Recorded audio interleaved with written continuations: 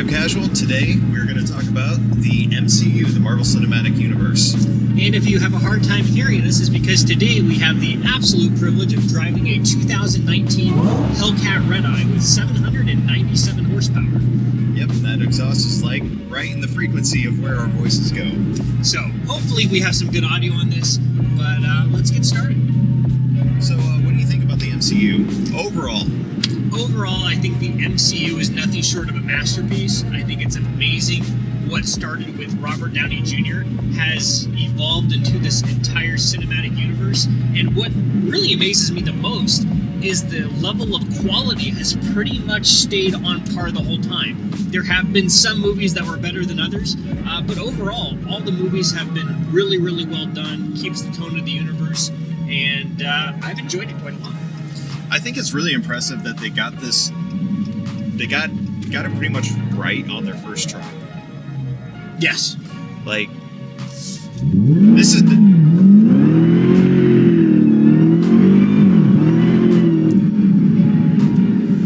Sorry. By the way, we did not break the law back there because I couldn't get any traction. We were going. Never mind.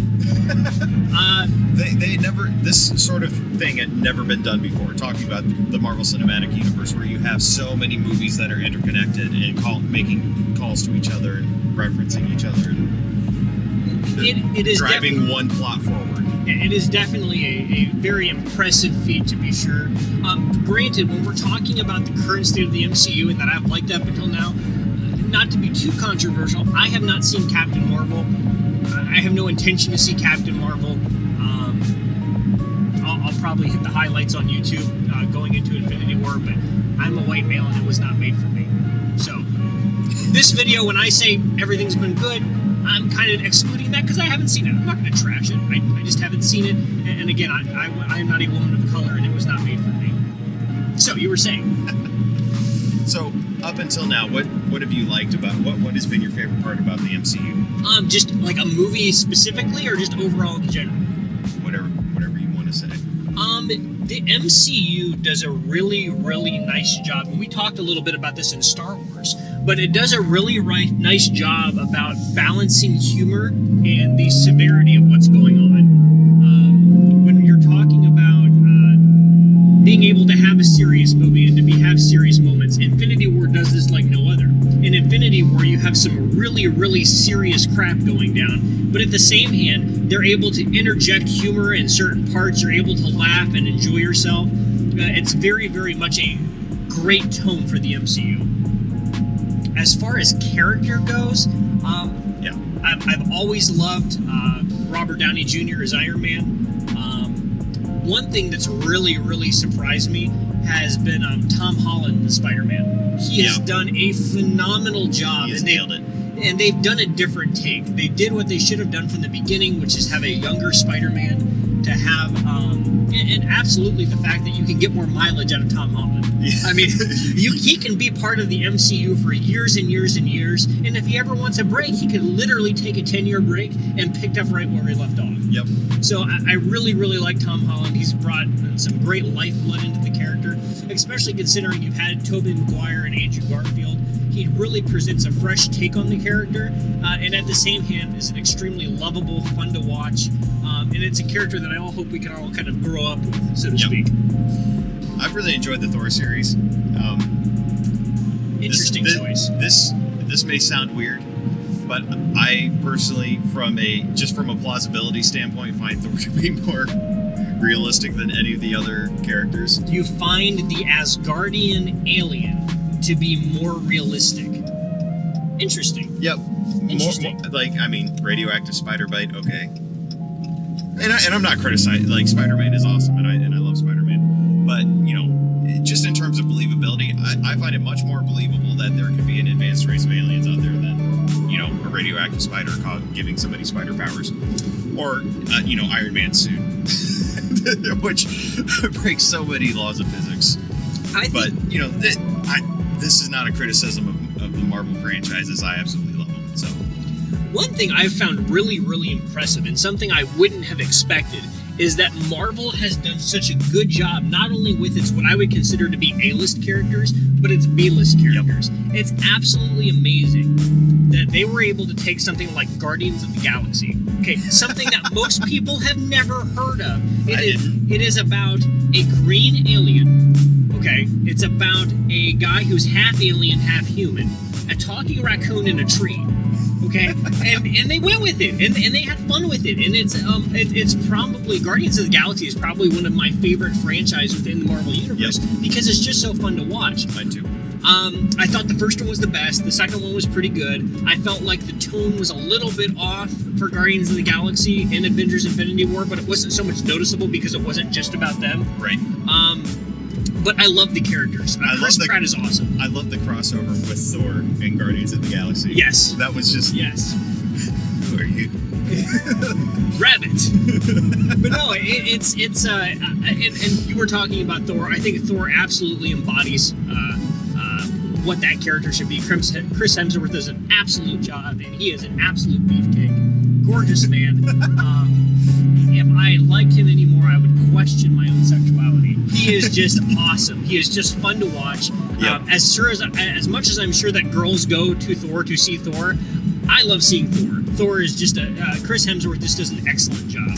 Ragnarok, for as goofy as it was an awesome movie. It was an awesome movie. It was just a great movie all around. I really enjoyed that. What would be your favorite movie in the MCU up until now? Oh man, it's hard. Like, if I were looking back at them objectively, I would probably have a different answer than if I'm just going by what the feels were when I saw it. Yeah, forget objectivity. I think you need to approach the MCU with a certain level of lack of objectivity. I love the first Iron Man. Iron Man was great. I would say that's definitely my runner-up. Probably my favorite movie was Civil War. Oh, yeah? Civil War was absolutely mind-blowing. It did something that most of the MCU hasn't, and it basically gave it a different tone and a different feel. It kind of had this espionage vibe going on. I love Civil War. I loved Captain America. I love the Bucky Barnes aspect of it. I'd probably stay Civil War. Similar to that, I would say that my favorite movie was actually The Winter Soldier. Winter Soldier. Which was the one that came out before the Civil War. Actually, never mind. Is that what you're talking about? That's the one I meant. I was thinking Winter Soldier, and I said Civil War. Okay. Yeah, Winter Soldier, because it was basically a 70s espionage movie. Like, it had a completely different feel. Yes. And it showed how I think grown up you can actually make the MCU without making it, grown up in the ways that other movies tend to grow up in terms of like dark, gritty, and sexy, and all that nonsense. But like, just they really dealt with some real adult themes. And when I say adult themes, I'm thinking things like privacy, right to privacy, presumption of innocence, and things like that. It very, very much, and I think again it did get a little political, and I did like what they said. But what I think was really interesting is that you have a character like Captain America who embodies a different generation. They had different values back then, especially compared to where we are now. And it's someone who grew up with those values and grew up thinking what he believed and believed in freedom. And then you see a different generation, ours, trading some of those freedoms for security. So I think I think it was political, but it really, really fit in, and it didn't necessarily demonize either side. Right. It really showed the difference between a mindset of two different generations, and I really did like that. Well, and I think that it pushed an idea that I think could be universally accepted by most people, in that we want to presume innocence. Yeah. And that we don't want to have a gun pointed at every single human being. I don't know that it's true today. I think a lot of people want to presume guilt, depending on what side of the spectrum, whatever you're talking about, sits on, until the gun's pointed at them. Well, and then all of a sudden, it's like, oh, I definitely believe in presumption of innocence. Well, because and that's exactly what that movie did, because it did have a gun pointed at every human being. Yes. And so it was like, well, it's really easy to presume guilt on somebody until somebody's presuming guilt on you. So just to recap, we actually both like the same movie. I just can't remember movie titles and get them mixed up. As far as the MCU, those are the things we liked. What have you not liked? What is a movie that you feel like has missed the mark, or maybe it was a low point in the series? A low point in the series. So my wife and I were going through the entire series last year, and there was a movie that we could not get excited about watching, and I can't remember what it was. Was it Ant-Man? Well, you know, we did not watch Ant-Man of our own accord. We ended up watching it with some relatives, and they were just putting it on. And you know, I really liked Ant-Man after I watched it. Yeah. And I really liked. Ant-Man. I really liked the second one. We just watched that one recently and thought that was really good. So yeah, we weren't excited about Ant-Man, but once we saw it, we were like, yeah, this is actually a really good movie. You know, Iron Man 3, the second time through, was really weak. I have a love-hate relationship with Iron Man 3. I really like some of the character dynamics. I really like parts of the movie, but then decisions that they made, and I know everybody's beat this to death, especially with the Mandarin. Again, if you cannot use the Mandarin the way he should be used, I just say don't use him. If you feel like he doesn't fit with today's villains, if you feel like it's not a good fit for this day and age, I didn't like taking a villain with the clout of the Mandarin, especially for comic book fans, and then replacing him with this goofy actor who was kind of playing everybody. Yes, it was clever, but again, at the expense of the villain. And I would also say Age of Ultron was kind of weak. Yeah. Especially in the third act. Yeah, okay, so when we were going through, we never got to the second Age of Ultron. Like, we loved the first Avengers, and I just never really got into the second one. I saw it once in theaters, and that was kind of enough. Yeah, it wasn't my favorite, but yeah, I would say that those were the weakest points. And again, I haven't seen Captain Marvel, so I don't know how good it is. It's a Marvel movie. I'm sure it's good. I just, with all the political crap going on with the movie and some of the stuff with the main actress and Rotten Tomatoes basically censoring fans, I just didn't feel like it was a good thing to support it. I'm sure I'll see it at some point on Netflix. It's just bad behavior overall, and it's nothing against the movie itself. It's all of the nonsense surrounding the movie is just stupid, and I don't know that I want to get involved in it. I don't know that I want to encourage bad behavior on the part of Disney. I'll say this: when it comes to Star Wars, when it comes to Marvel, when it comes to things that are strictly entertainment, movies should be something that we can all get together on, regardless of our political views, and have fun. Yeah. The idea of an actress going out and saying that I don't care what white men think of my movies. You know, I care about what women of color think of my movies. It's like, it would be like if I were an actor and I were cast in a romantic comedy, and I said, look, I don't care what black women think of my movies. Why? Like, I mean, here's the thing that kills me. You should care what everyone thinks about your movies, because ideally you want everyone to see your movie, right? And I might be going out on a limb here, but I would say your bread and butter as comic book movies might be white men. Why offend them? Why? Yeah. And I mean, I'm not saying that every single character in the Marvel Universe has to be white man. I'm not saying that. I don't care. Absolutely. Most people don't. I'll go see a Black Widow movie. That's cool. I'm excited about the Black Widow I'll go movie. see Black Panther. I don't care what gender or race something is. I just enjoy a good movie, and I think that shows. But why you have to go out and make statements that are horribly divisive around something that we should all be able to get together on? I mean, there's not enough unity today. And I feel like movies, especially Marvel movies, comic book movies, are not a place where we need to be divisive and political. We just need to come together and enjoy something that's good. Yeah. It's, you know, we need these things that pull us together. We need these things that we can find a common ground on and like. Yeah, I think that, and again, this will be the end of our little tangent here, but, you know, we really, really need to focus on making good Marvel movies and not movies that focus on a political agenda. And we'll get into that here in a second. What are you excited about coming out in the Marvel universe? We looked at what we've liked, where we've been in the past. What are you excited about seeing? So, personally, I'm not a comic book guy. I tried when I was a kid, and I just never could get into comic books. It's one of my major nerd failings. But so what that means is I'm about out of Marvel characters that I actually know about. So I would have to say Spider-Man. I'm really excited about Spider-Man. I think Tom Holland is really nailing the character. I'm really happy with this current iteration of Spider-Man. I think it's the best. So I'm really excited about it. I'm looking forward forward to seeing more of the bad guy. Venom. No, not Venom. The bad guy, the guy who played the bad guy in Spider-Man. Oh, the guy who played the bad guy in Spider-Man. You don't remember? Blanking out. Why am I? Oh, for shame! It's Batman. It's Batman. It's Batman. Keaton. Michael Keaton. Yeah, Keaton played Vulture. In Batman. That was cool. I never knew a whole lot about Vulture, but that take on Vulture was awesome. And I want to see I'm hoping to see more of him in the future movies. I don't know if that's a reasonable expectation, but that's something I'm really How can they get rid of him? He's Batman. Yeah, I know. He's Batman. Well, they got rid of him for Batman 3. I think he voluntarily bowed out at Batman. That makes sense. So, but yeah, I am obviously I'm looking forward to Endgame. I think Endgame is going to be awesome. The one thing that concerns me about Endgame is that so far you have such key characters as Iron Man, Thor, Captain America, Black Widow, the Hulk.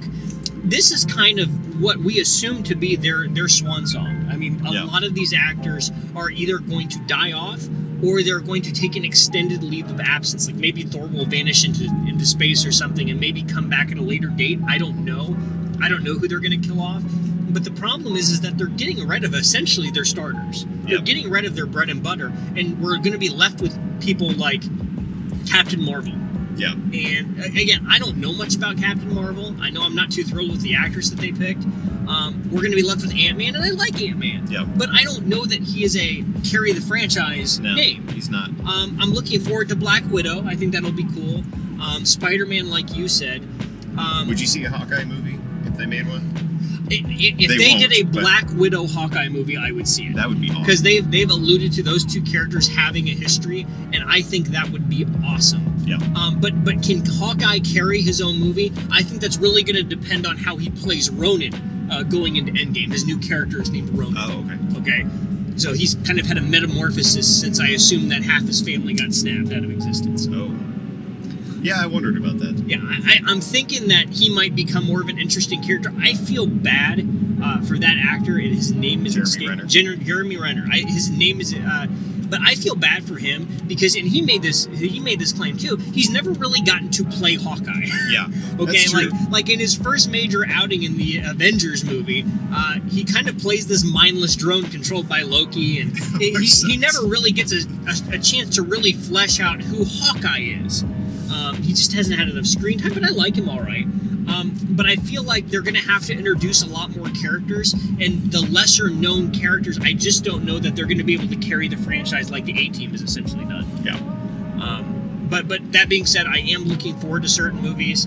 One thing that scares me, and again, not to get too political, and this kind of goes with everything, I don't like it when Marvel comes out and announces we're really going to focus on diversity in our movies. Okay, I have nothing against diversity. What I care about is good movies, and if it meaning good movies, meaning all the characters are black and women, that's okay as long as they're good. It goes along with saying that when they say, well, we're going to hire more female directors, that's great as long as they're the best ones. Yep. As long as we're getting the best directors, I could really care less. So and you know, I've seen a couple of movies recently that were directed by women, and they were great movies. Like I don't care. I don't care if they're good. That's great. If they're bad, I that's saw bad. the name come up. I'm like, and I mean, here's the thing: most directors out there are male. Yeah. Most directors out there are male. So if men and women are both equally good at their job, you're probably going to have less women directors simply because there's less of them out there. The odds are that you're going to have more men directors direct things because there are more of them. So again, I don't have a problem with diversity. The lie is that diversity is our strength. Okay, diversity for diversity's sake isn't a strength. Diversity is a strength when you're not excluding an entire group of people based off the color of their skin or their gender. In other words, you're getting the best ideas. So I think that Marvel going forward should just focus on making good movies, making good characters, having the best scripts, and letting the best talent. letting the quota card fall where it may. If that means that are all black women doing everything in the Marvel universe, fine. I don't care. That's fine as long as it's good. Yep. But the idea of, well, we don't want any more white men. So any white men that we're going to have, whether that be actors, directors, press, we're just not going to have them because they're white men. I think that's stupid. Yeah. Why exclude an entire gender because you're trying to meet some kind of quota to score points? I just don't get it. Yep. It's just shooting yourself in the foot. But I'm very excited for Endgame. Do you have any Endgame theories? Any Endgame theories? Well, no. Who dies? Who dies? Who dies? Who dies? Who died? Oh, man. I wouldn't be surprised if Thor dies. I don't think... I think Thor is an excellent character to have something happen to where he goes back to Asgard, establishes a new Asgard, and takes a 10, 20, 25 leave of absence, 10, 25 year leave of absence from the MCU. Yeah. I think he's an easy character to do that with. I think Chris Evans is done. Yeah. I think he's done. Chris Evans is done. They've already laid the groundwork for either Falcon or Bucky to take his place in the mantle of Captain America. That's kind of exciting. I think that's like exciting. Bucky's character, especially as he becomes more healed. You said Bucky? Bucky. Yeah, I think Bucky's a more interesting character. I like Falcon. I think that they should keep Falcon. I'm a big fan of Falcon, but I don't see him being as an effective Captain America. Right. And it has nothing to do with his race. I think he's a great character. I want him to have a bigger role in a lot of the upcoming movies, but I see him as a B character, where I see Bucky had the clout to be the villain in some major movies, and I think having him star as Captain America is just a huge statement. Yep. I think it's really, really cool. Anybody else gonna die? Let's see. I think we already lost somebody. Didn't we lose Don Cheadle's character? Yeah, but they're not gonna stay dead. We lost Spider-Man, technically. No, I wasn't. I couldn't remember if we lost him before that. I'm pretty sure that War Machine is still alive. War Machine is I've still seen alive. him in previews. You need like a chart to know who's still alive and who's dead. Yeah, it's hard to keep track. Iron Man. Iron Man is probably going to be done. If he doesn't die, he's going to Bankrupt the MCU. bankrupt the MCU. No, like if he doesn't die, he's just going to be done. And he's gonna go marry Pepper, or have kids with Pepper because they're already married, or Pepper's gonna leave him because he went on a spaceship. I think Tony Stark needs to die, and I love Robert Downey Jr. Yeah. But his character arc, starting the movies, I think it's appropriate that he ends this era of Marvel films. I think it would be interesting if he had a child. I think that would be something that you could look forward to. Maybe there's a time jump in the MCU. And maybe that gives some off-screen character development that can happen, and maybe you have a younger Iron Man in the future. Yeah. I think that would be cool. And that kind of brings up Doctor Strange had a really somber look when he when he had his last interaction with Iron Man before everything went down. So that could mean that like he chose the only one that worked, which was unfortunately the one where Iron Man dies. Who knows? Speaking of Doctor Strange, that's another franchise that I am excited to see more of. Oh man, he is awesome. Does a great job. Doctor Strange is one of those movies that can be so different because it can be so out there. Yep. And obviously in Benedict Cumberbatch, they have an amazing actor, absolutely amazing actor. I don't think I want to see a Doctor Strange every year or even every 2 years. But having a 3 to 4 year gap between when we see a solo Doctor Strange outing, I think they could do a lot of really, really cool stuff. I'm very, very much looking forward to that. Also looking forward to Guardians of the Galaxy 3. Thank you for rehiring the director, James Gunn. Thank you so much. And also being able to keep on Drax. Yep. I think that Dave Bautista is great. I think James Gunn is great. Whether or not you are sickened by James Gunn's comments or not, obviously they were horrible. But Disney hired him well after that. He's since publicly apologized multiple times. And I think that we can all move on and just say, hey, if he's the best man for the job, give the man the job. Yep. I certainly don't want to have every single thing I've ever said held against me. Yeah, I mean, ever. I'm not the same person that said the things I said 20 years ago, you know? Yeah, I think people have room to grow and room to learn, and I'm not watching or supporting that because I agree with his comments that he made 20 years ago. Now, if he was spouting crap like that off now, I wouldn't go see it. I wouldn't like why like you're it. not going to go see Captain Marvel. Again, everybody loves Captain Marvel and they defend her comments, but she made them like 5 minutes ago, and James Gunn made comments like, I don't know what it was, 10, 15 years ago. I don't even remember. It was about 10 years ago. Yeah, he's going to lose his job over it? I mean, if we're going to start firing people for saying dumb stuff, Brie Larson. See ya. But no, I'm very, very much excited for the MCU, but I am nervous. I'm hoping that they can keep the quality up. I'm really anxious to see what they're going to do with the Fox acquisition. Oh, yeah. I really want to see how they're going to blend in the X-Men and those characters into the MCU. I think the Spider-Man stuff has probably the most material. Spider-Man has the most diverse rogue gallery. He has the most things to draw on, but that's still all owned by Sony. By the way, we saw Venom recently. Yep, Venom was great. Saw Venom, loved Venom. I think Venom is definitely strong enough to be part of the MCU. Yes, please. It didn't get good reviews, and I don't know why. Every review I read said, "Oh, I hated the interaction that Eddie Brock had with Venom," and I loved that. I thought it was hilarious. I thought it was a very, very interesting dynamic. They kind of hit that stride between, this is a dark movie where dude is biting off people's heads, but it was also funny. Yep.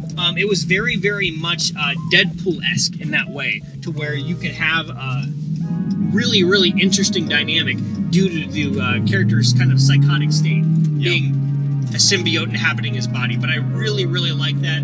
I had my doubts because I didn't know how you did a Venom movie without Spider-Man, and they pulled it off. Just did an amazing job. I think that somehow you need to shoehorn Venom into future Spider-Man movies. And I think that the fact that they made the whole thing take place in San Francisco, which to my knowledge, we haven't been there yet in the MCU. I think we did an Iron Man 3, maybe. But exactly. The fact that we can't remember going to San Francisco, I think that helps keep a nice division between Venom and the MCU, so that you could actually bring them together. And they alluded have consistency issues. Yeah, they alluded that he had a history in New York. Yep. But again, I thought they did excellent. They had a nice little tie-in with Jameson's son being the astronaut that survived. So I think that's really, really cool. I think they did an amazing job. And it really harkened back to Venom's origin coming in the space shuttle. So love the movie. Make more way Venom better movies. than Spider-Man 3. Yes. Oh, that was horrible. Any closing thoughts? Gamora's coming back, right? Yeah. I can't imagine Guardians of the Galaxy without Gamora. We gotta have Gamora. So. I think Gamora's coming back. I think all the Guardians of the Galaxy people are probably going to survive. They've already killed off Groot once. They can't do it again. Would you want to see a fourth one? Yes, I would. I would absolutely love to see the fourth one. The only difference is, and what makes it interesting is, if they did kill off one, who would it be, and who would they replace them with? Because I would think they would have to replace that absence with somebody. It's almost like Guardians of the Galaxy itself is a character, and you can't have. I don't know. If you read the comic books, Guardians of the Galaxy did have a rotating door of people who were in it. Oh yeah. Yeah, they did. They did have a rotating door. I'm trying to remember who it was. I don't know if Thor was temporarily a member of the Guardians of the Galaxy, or if it was somebody else. I can't remember. I'm not a big comic buff, but I do some reading. But no, I think it would be interesting to maybe switch up the dynamic, or maybe have one of the members of the Guardians of the Galaxy permanently stationed on Earth. I think there are some cool things that you can do with that. Yeah, and there's plenty of material there that they can explore and have fun with. So I hope that they expand that, kind of small universe in and of itself. So. Well, we have had a fantastic time riffing today. Please, if you haven't already, hit that like button, subscribe, and hit that notification bell. And as always, please drive casual. Peace.